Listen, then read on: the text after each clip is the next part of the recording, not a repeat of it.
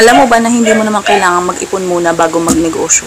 Kasi maliit lang puhunan, makakapagsimula ka na. Kaya ayan, hiwain mo na yung 3 piraso ng maliliit na kamatis. Hindi ko na tinanggal yung buto-buto niyan. Ikaw na lang bahala kung gusto mong gayain o hindi. Dahil lang mamadali tayo, wag na natin tanggalin. Kung gusto mo tanggalin, sige, bahala ka ha. Buhay mo yan. Ayan, kalahati lang naman ng cucumber ang kailangan natin dito. Hatiin mo lang din sa cube size.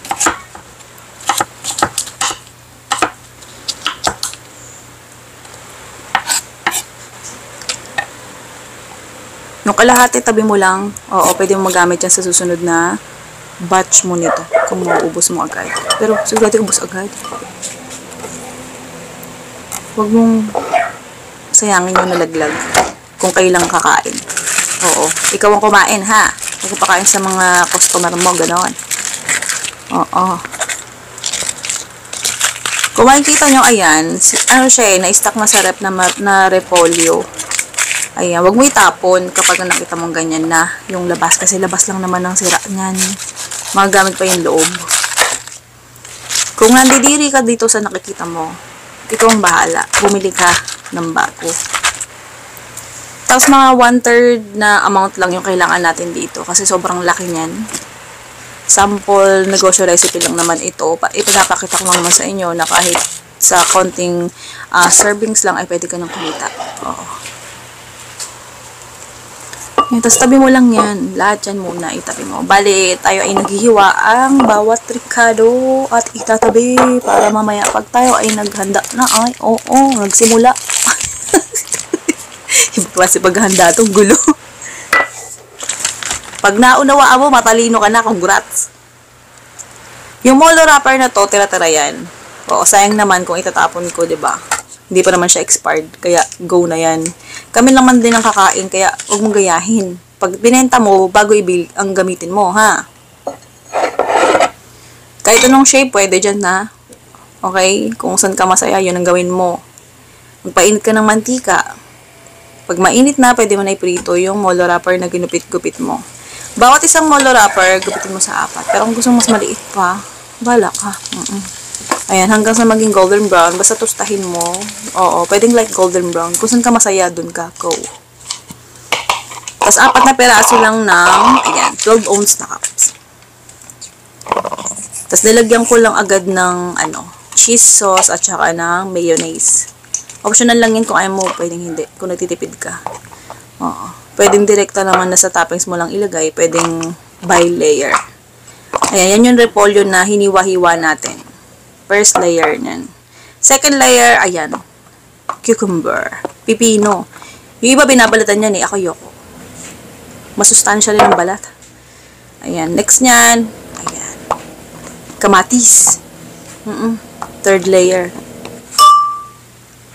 Naglagay din ako ng cheese. Ayan. Pakita ko lang sa inyo yung kuko ko. Kumakaway-kaway. Hello sa mga masilan. Kami lang kakain nito, ha? Kapag agad.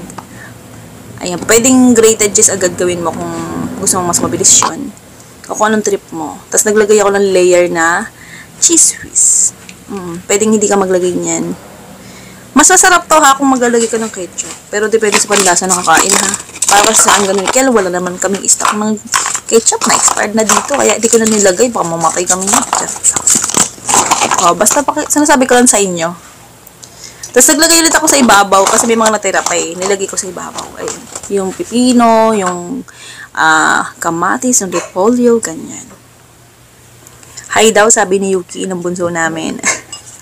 Ayan. Year 2024 itong recipe na ito. Ayan.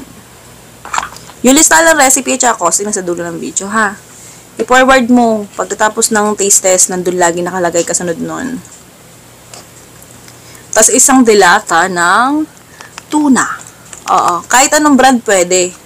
Kahit ano rin karne pwede. Oo. Pwede ka rin magluto ng karne. Oo. Bali, ang ginamit ko dito dilata. Oo. Para ready to eat na agad.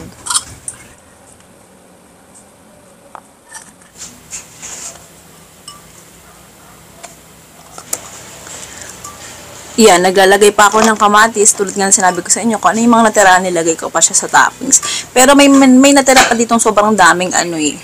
Oo, repolyo. Gagamitin ko yun sa susunod na recipe ko. I-upload ko yun sa susunod. Alam mo na. Oo. Ayan, pati yung molo wrapper na pinirito ko, may sumobra yan. Kaya dun ko gagamitin sa next recipe. Negosyo recipe rin yun. Ayan, sa cheese, sa grated cheese, depende sa'yo kung gusto mong maglagay. Ito na, taste test! Yummy! Sobrang lutong at sobrang sarap.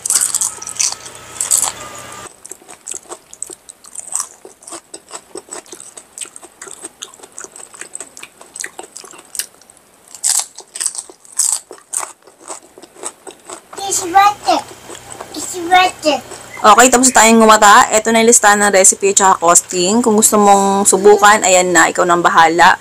Yung sa costing, pwede talaga tayong magkaiba. Kasi magkaiba tayo ng lugat, palengke, tao, ng pinagbilihan.